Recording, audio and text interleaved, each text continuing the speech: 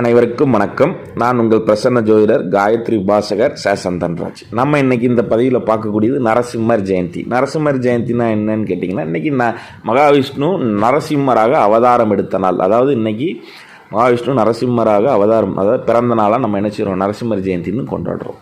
இந்த நாளில் நம்ம என்ன செய்கிறோன்னு கேட்டிங்கன்னா, நரசிம்மரை நம்ம வழிபாடு செய்யணும். அவரை வழிபாடு பண்ணுறதுனால நமக்கு தீராத கடன் தீரும், ஏவல் பிள்ளி சூனிய சேவன பிரச்சனை நீங்கும், சத்ரு உபாதைகள் நீங்கும்.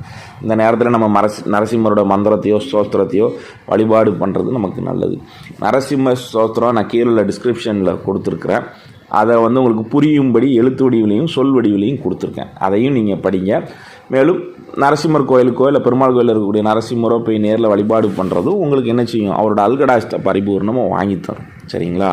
இது போன்ற தகவலை தெரிஞ்சிக்க நம்ம சேனலை சப்ஸ்கிரைப் பண்ணுங்கள், பெல் ஐக்கானை கிளிக் பண்ணுங்கள், ஷேர் பண்ணுங்கள். நன்றி, வணக்கம்.